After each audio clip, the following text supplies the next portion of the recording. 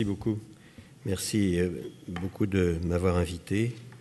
J'y suis très sensible et, comme le disait Kemal, nous nous retrouvons toujours. Et je m'en réjouis beaucoup dans les mêmes panels, aussi avec le président Kuroda. Dans le temps limité qui nous est donné à chacun d'entre nous, évidemment, chaque phrase, finalement, est un peu une tête de chapitre pour le débat et pour les questions. Je voudrais insister plus particulièrement sur la fonction de révélateur que la crise que nous connaissons, pour nous, depuis août 2007, a été révélateur des transformations structurelles considérables qui s'étaient accumulées au niveau de l'économie financière internationale dans les 10 et 20 dernières années, marquées par l'explosion d'un certain nombre d'indicateurs de complexité financière, par exemple l'explosion des dérivés d'une manière générale, ou l'explosion d'un certain nombre d'industries nouvelles qui n'existaient pas encore, pratiquement pas au début des années 90, et qui ont représenté finalement quelques 3 trillions de dollars de capitaux sous management. Je parle des highly leveraged institutions, des institutions à fort effet de levier. Donc des transformations structurelles absolument considérables sous la pression de la technologie. On sous-estime toujours l'importance de la technologie dans les transformations que nous avons observées, notamment dans la sophistication des instruments financiers. Et il serait d'ailleurs probablement vain de croire qu'on peut maîtriser cette évolution technologique. Elle est par essence non maîtrisable, comme le sont d'ailleurs les progrès scientifiques. Et donc j'insiste sur l'humilité que nous devons avoir par rapport à ces transformations structurelles inévitables sous cet impact technologique. Il y a eu évidemment sur cette période l'effondrement de l'Empire soviétique, la globalisation économique et financière a pris une dimension formidable avec la généralisation des règles de l'économie de marché, et finalement nous venons d'avoir le premier test en vraie grandeur de cette nouvelle entité qu'est l'économie financière internationale totalement globalisée, et par voie de conséquence d'ailleurs l'économie tout court, l'économie globale tout court. Et ce que nous avons appris jusqu'à présent, il faut être très humble devant les événements qui se sont produits et devant ce qui en ce moment même se déploie. Nous avons appris d'abord qu'il y avait dans notre construction très largement spontanée, très largement biologique, si je puis dire, nous avions un niveau d'imprévisibilité d'événements très importants qui était très supérieur à ce qui était anticipé par, disons, le courant principal des économistes, par la théorie économique, en tout cas celle qui dominait complètement.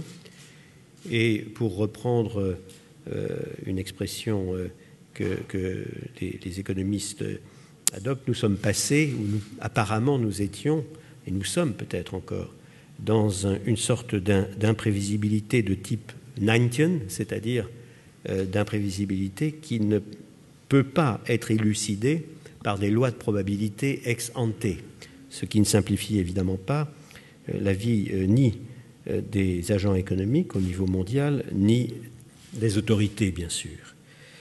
Nous avons aussi vu que non seulement nous étions en présence d'une économie financière internationale qui comportait en elle-même ce facteur d'imprévisibilité très fort, mais que nous avions aussi un formidable renforcement de l'interdépendance, associé évidemment à la construction spontanée de ce nouveau système économique et financier.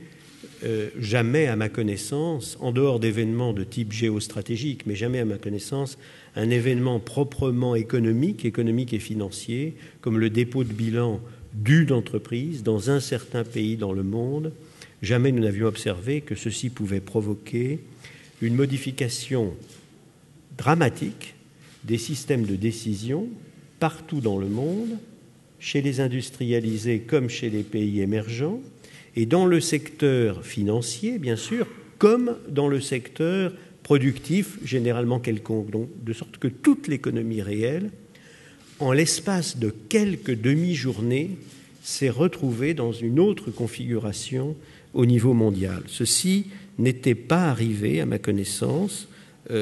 Les événements auxquels on se réfère ordinairement, les cycles précédents depuis la Deuxième Guerre mondiale, où bien entendu la crise de 1929 comprend un élément de globalisation fort, mais qui se déroule dans un temps qui est très, très... Donc, la rapidité des événements est un élément fondamental de ce que nous observons et de ce à quoi, bien sûr, les autorités doivent s'affronter.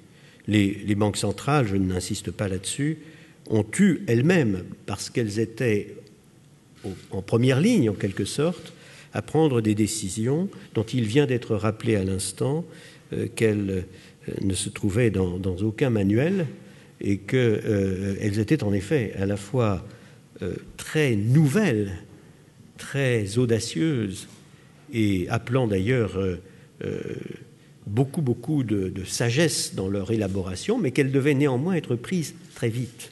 Et nous en savons quelque chose, puisque la Banque centrale européenne a été conduite le 9 août 2007. C'était très peu de temps avant la première conférence, et je me souviens que nous en avions parlé avec vous-même, Kemal. Donc cette première ligne a fonctionné. Nous avons décidé, en l'espace de quelques heures, de mettre à la disposition de notre propre marché monétaire 95 milliards d'euros qui étaient demandés par le marché pour 24 heures, bien sûr, au taux d'intérêt qui était notre taux d'intérêt principal, bien entendu, et moyennant garantie, bien entendu. Mais ceci a marqué le début de la période de turbulence. Je n'y insiste pas. Quelle réaction avons-nous eue au niveau de la gouvernance mondiale, dans le domaine économique et financier, en face de ces événements? Que peut-on en dire? Là aussi, extraordinairement rapidement. D'abord, j'insiste sur le fait que je fais la différence entre la gouvernance informelle, si je puis dire, et la gouvernance formelle.